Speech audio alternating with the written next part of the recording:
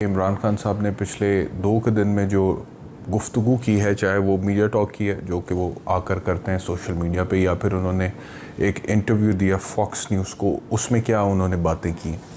Fox news को interview देते हुए उन्होंने बड़ा क्लियर कहा है कि उन्होंने कहा कि मैं तो ये समझता था कि मैं इस हफ़्ते अरेस्ट हो जाऊंगा, लेकिन क्योंकि मेरे वकीला ने बड़ी ज़बरदस्त लीगल बैटल फ़ाइट की है, कानूनी जंग लड़ी है, तो इस वजह से वो मामला जो है डिले हो गया और अब हो सकता है कि मैं अगले हफ्ते पीर को अरेस्ट हो जाऊं। हो सकता है कि पीर के बाद आने वाले किसी दिन में अगले हफ्ते में अरेस्ट हो जाऊं, लेकिन ये होना है और मैं ज़हनी तौर पर इसके लिए तैयार हूँ। बड़ा क्लियरली फॉक्स न्यूज़ को इंटरव्यू देते हुए, अंग्रेज़ी में इंटरव्यू वो उन्होंने दिया और उन्होंने कहा है कि ये होना है।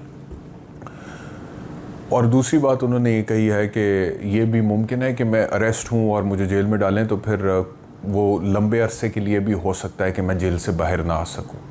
और फिर ये भी वो कह चुके हुए हैं कि मेरे ऊपर अब केसेस इतने ज़्यादा डाल दिए गए हैं कि वो तकरीबन 180 के करीब केसेस हैं।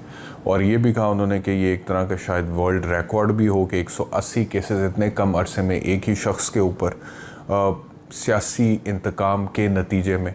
तो वो उन्होंने कहा कि ये हो सकता है कि अब इतने केसेस हैं कि कोई केस इस्लामाबाद में है, कोई लाहौर में है, कोई मियांवाली में है, तो इतने केसेस में मेरे लिए ह्यूमनली, इंसानी तौर पर पॉसिबल नहीं है कि मैं सब केसेस में जाके पेश हूँ और ज़मानत करा सकूँ। तो किसी एक केस में अगर मैं कोई हेयरिंग मिस कर देता हूँ तो वहाँ पर मेरी ज़मानत कैंसिल हो और मैं अरेस्ट हो जाऊँ। तो इस चीज़ का भी ख़दशा उन्होंने ज़ाहिर किया और इजहार किया।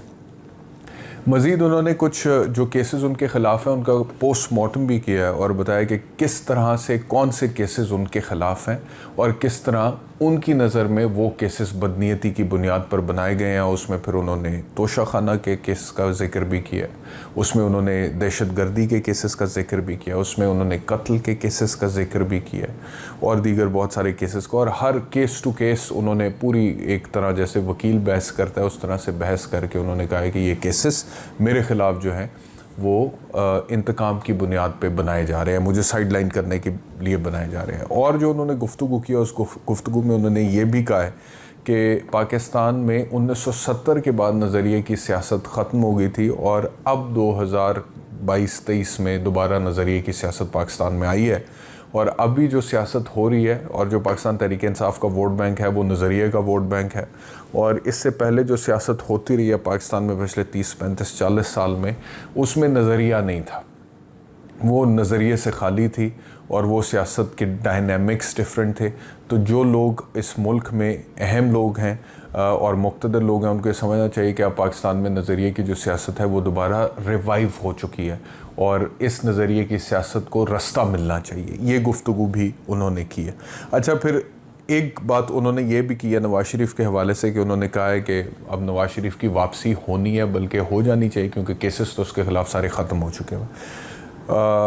उन्होंने कहा कि नवाज़ शरीफ को वापस आ ही जाना चाहिए और साथ ये कहा कि मैं चैलेंज करता हूँ मियाँ नवाज़ शरीफ को कि वो इलेक्शन में जिस भी हलके से खड़े होना चाहते हैं वो खड़े हों, उस हलके से मैं भी खड़ा हूँगा। और ये भी कहा उन्होंने कि मैं कैंपेन भी नहीं करूँगा, तो उसका नतीजा देख लें कि क्या निकलता है। यानी कि ही इज़ सो कॉन्फिडेंट कि उन्होंने कहा कि नवाज़ शरीफ अब वापस तो आ रहे हैं, आएंगे, क्योंकि केसेस ख़त्म हो गए। तो केसेस तो ख़त्म हो गए तो उन्होंने वापस आना है, तो वापस आएँ और जिस भी हलके पर आप कहते हैं उस हलके पर आ जाएं, इलेक्शन लड़ें।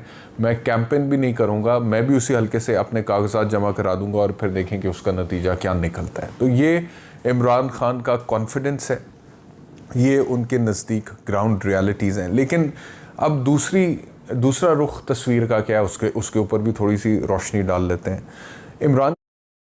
इमरान खान का तो कॉन्फिडेंस ये है कि वो कह रहे हैं कि मियाँ साहब वापस आएँ और आके जिस भी हलके से खड़े होकर इलेक्शन लड़ना चाहते हैं इलेक्शन लड़ें, मैं कैंपेन भी नहीं करूँगा और नतीजा देख लें क्या निकलेगा। ये इमरान खान का कॉन्फिडेंस है।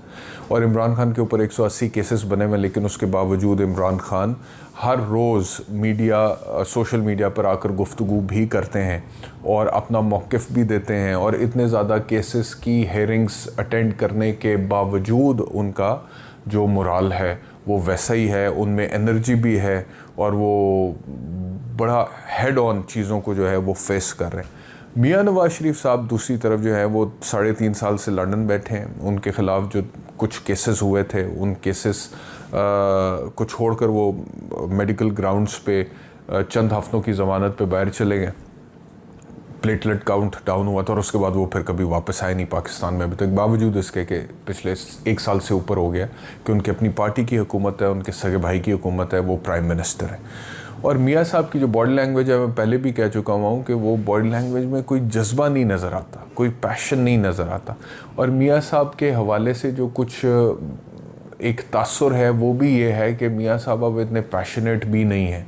मतलब कि इमरान खान 180 केसेस होने के बावजूद और इस टफ टाइम से गुजरने के बावजूद ही इज़ वेरी पैशनेट कि इंतखाबात हों, इलेक्शंस हों और पीटीआई कंटेस्ट करें। और बेशक जितने लोगों ने भी पाकिस्तान तहरीक इंसाफ छोड़कर जानी है वो चले जाएं, जो भी पीटीआई के टिकट पे नए लोग लड़ेंगे, अवाम उनको वोट देगी और पाकिस्तान तहरीक इंसाफ एक भारी अक्सरियत के साथ अपनी हुकूमत बनाएगी। और जब हुकूमत बनेगी तो फिर हम मामलात को मुल्क के लिए बेहतर करने की कोशिश करेंगे। ये इमरान खान का एक रोड मैप जो अपनी तकरीरों में वो बार बार देते रहते हैं। मियाँ साहब एक तो तकरीर नहीं करते, मीडिया टॉक नहीं करते, कोई एक आधा सवाल लेते हैं उसका थोड़ा बहुत जवाब दे देते हैं, फिर वापस नहीं आते।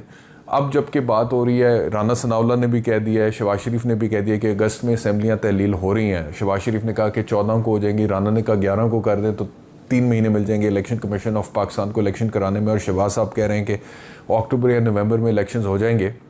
तो इसको बुनियाद बना के PMLN अब कह रही है अब तो टाइम आ गया मियाँ साहब की वापसी का, अब मियाँ साहब आएंगे, इलेक्शन कैंपेन को लीड करेंगे। तो PMLN वाले तो बार बार कह रहे हैं मियाँ साहब आएंगे, इलेक्शन कैंपेन को लीड करें, लेकिन मियाँ साहब आ नहीं रहे। और मियाँ साहब जो आ नहीं रहे और वो बात भी नहीं करते, तकरीर भी नहीं करते, मीडिया टॉक भी नहीं करते, मीडिया को कोई लंबा चौड़ा फेस भी नहीं करते, कोई अपना लाएमल भी नहीं बताते, कोई मंशूर भी नहीं बताते, कोई अपने प्लान्स भी नहीं बताते कि पाकिस्तान को इसमें से निकालना है तो कैसे निकालना है, कैसे निकालेंगे, कैसे। और ये भी नहीं कहते कि मैं चौथी दफ़ा वज़ीर आज़म बनना चाहता हूँ। So the question is that why is Mian Nawaz Sharif so dispassionate about politics? क्यों इतने ज़्यादा डिसपैशनेट?